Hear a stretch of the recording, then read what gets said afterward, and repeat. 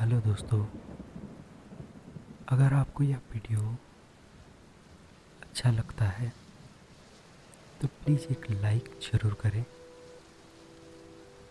और हो सके तो चैनल को सब्सक्राइब करना ना भूलें।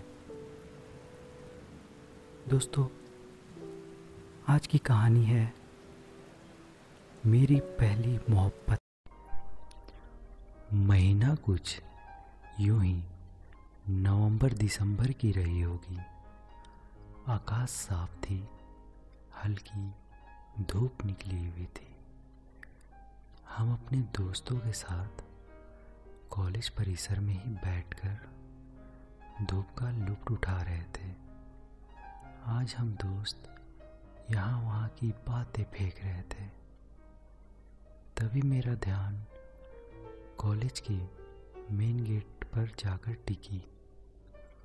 हल्के नीले रंग की स्वेटर, पीली सलवार सूट और अपने रेशमी बालों को मोड़कर आगे की तरफ करके कोई आ रही थी। उसके चेहरे पर पड़ती हल्की धूप और उसके लिलार की बिंदी गजब की खिल रही थी।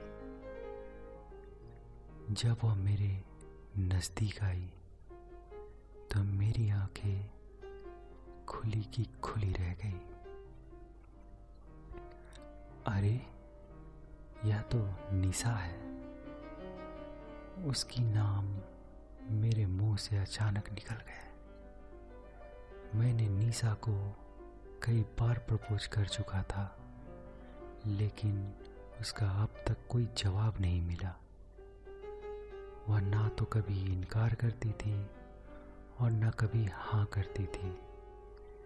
बस वह सिर्फ मुस्कुराकर टाल देती थी।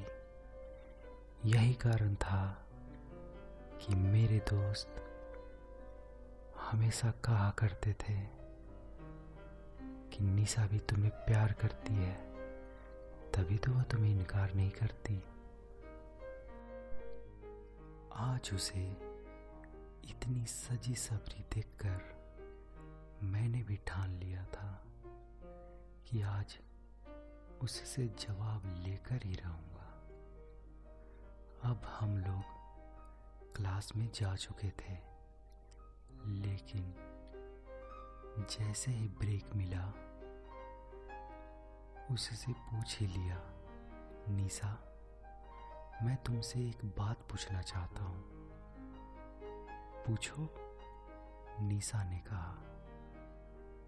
मैं अपनी आवाज़ों को दबाते हुए बोल ही रहा था कि उसने मेरी बातों को काटते हुए बोली, ठीक है, आज तुम कुछ नहीं कहोगे, मैं ही बोलूंगी।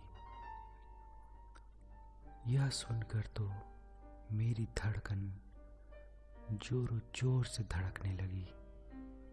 पूरे शरीर में बिजली सी चौंध गई। पर उसने जो कही, आवाज सुनाकर मेरी खुशी का ठिकाना नहीं था। आज तो मेरी जिंदगी का सबसे हसीन पल था, जिसका इंतजार मैं बरसों से कर रहा था।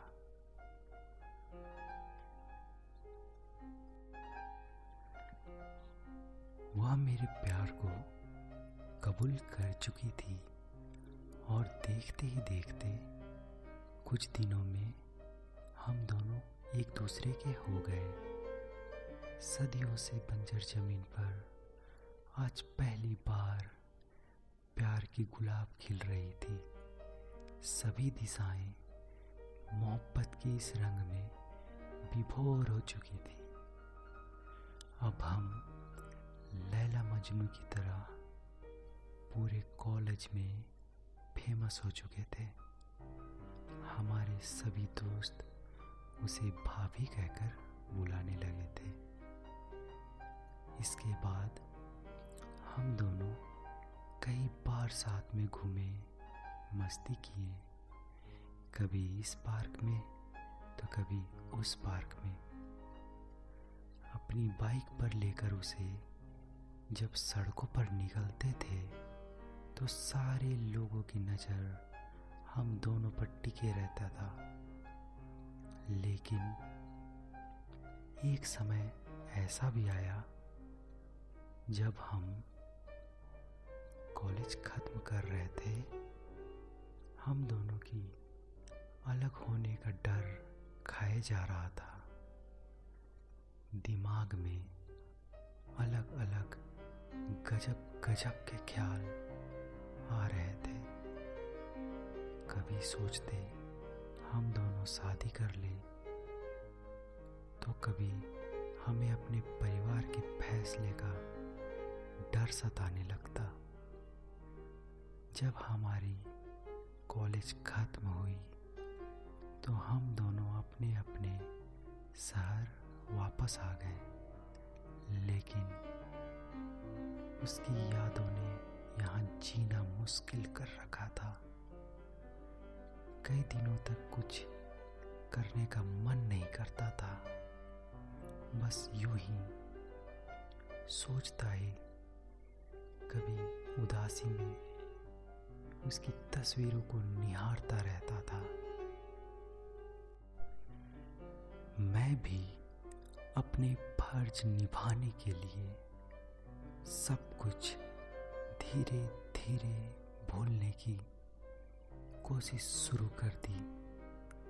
इसी बीच मुझे एक कंपनी में जॉब का ऑफर मिला। इतने दिनों में निशा मुझे भूल गई होगी, इस तरह का ख्याल मन में बहुत बार आया। लेकिन मैं यही सोचता था, जब मैं उसे नहीं भूल पाया तो वो मुझे कैसे भूल पाएगी। दिल तो चाहता था सब कुछ भूलकर उसके पास चला जाऊं, लेकिन जिम्मेवारियां मुझे मजबूती से जकड़े हुए था। मैं आधे मन से जॉब के लिए इंटरव्यू देने चला गया। मुझे इस जॉब में कोई इंटरेस्ट नहीं था, मगर फिर भी उस जॉब के लिए गया। जैसे नदियों का पानी बिना सोचे समझे समुंदर की तरफ चला जाता है, ठीक मैं भी उसी तरह बिना सोचे समझे चला जा रहा था। अब मैं इंटरव्यू के लिए ऑफिस पहुंच चुका था। ऑफिस में कई सारे लोग इंटरव्यू के लिए बैठे थे। मैं भी अपनी बारी का इंतजार करने लगा। वहाँ भी निशा की यादें खाई जा रही थी और एक अलग तरह की तन्हाई मारे जा रही थी।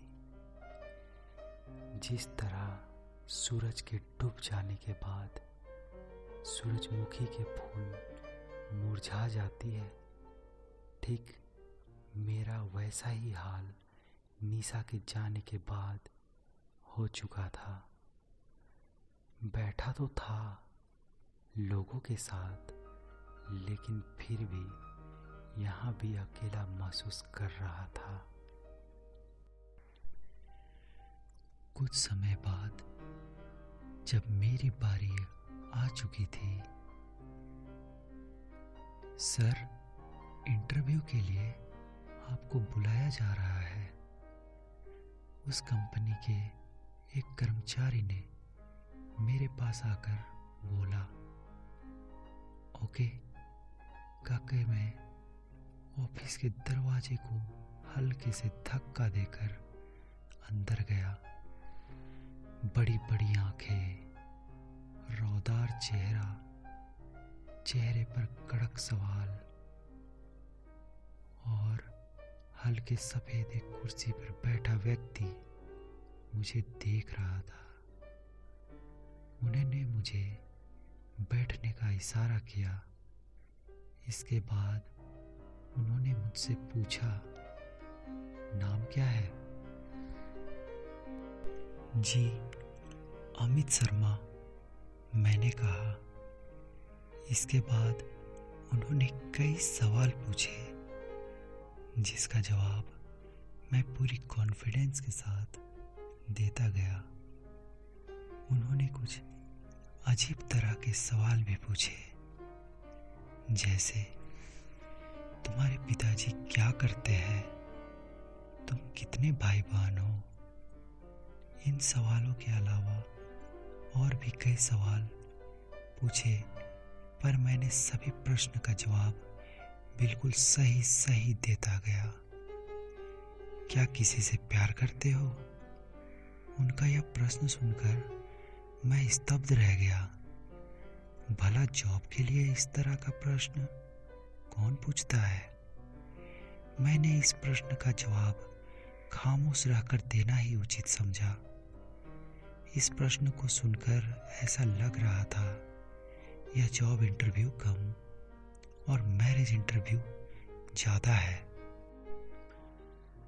तुम मुझे बहुत पसंद हो, उन्होंने बोला। अपने दाएं हाथ से रिंग बेल का बटन दबाकर उन्होंने एक आदमी को बुलाया और उससे कहा, इन्हें लेकर मैडम के केबिन में ले जाओ। मन बहुत मचल रहा था। नौकरी मिलेगी या ऐसे ही वापस लौटना पड़ेगा। मैं उस आदमी के साथ दूसरे केबिन की तरफ चल पड़ा। अगर नौकरी मिल जाएगी तो अच्छी, वरना मैं जब दूसरे केबिन के अंदर गया तभी मुझे आवाज़ सुनाई पड़ी, साहब बोलो कितना सैलरी लोगे। जब मैं कुर्सी पर बैठा देखा तो मेरी आंखें खुली की खुली रह गई।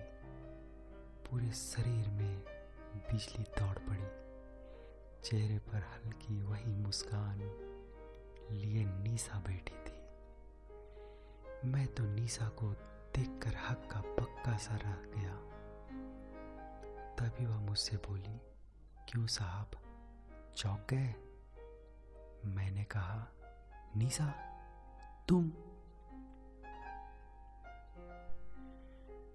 तुम्हें क्या लगता था हम तुम्हें भूल गए? मैं भी तुम्हें उतना ही मिस करती थी जितना तुम करते थे। फिर हम दोनों ने एक दूसरे को गले लगा लिया। कुछ पल तक तो कहीं हम एक अलग सी दुनिया में खो गए। ऐसा लग रहा था कि किसी दिवालिया हुए इंसान को पूरी संपत्ति फिर वापस मिल गई हो। निशा ने बताया कंपनी उसकी पापा की है और निशा ने खुद बोलकर ही मेरे नौकरी के लिए ऑफर दिलवाई थी, क्योंकि मेरे बारे में निशा अपने पापा से बात कर चुकी थी और पापा उसके मुझसे मिलना चाहते थे। अब तो हम मिल चुके थे। उसके बाद हम दोनों की शादी हमारे परिवार की रजामंदी से करा दिया गया। जन्मों जन्म तक साथ निभाने की वचन देकर आज हम दोनों साथ हैं। मैं बहुत खुश हूँ कि मुझे मेरा पहला प्यार मिल गया और भगवान से प्रार्थना करता हूँ कि मुझे अगले जन्म में भी इतना ही प्यार करने वाले निशा ही मिले। ना चाहत है मुझे इन सितारों की, ना चाहत है इन बहारों की, तू हमेशा मेरे साथ रहे, यही चाहत है तेरे दीवाने की। दोस्तों, अगर आप चाहते हैं कि ऐसी तरह की मज़ेदार कहानियाँ आप लोगों के लिए लेकर आऊँ, तो प्लीज़ चैनल को सब्सक्राइब करना ना भूलें।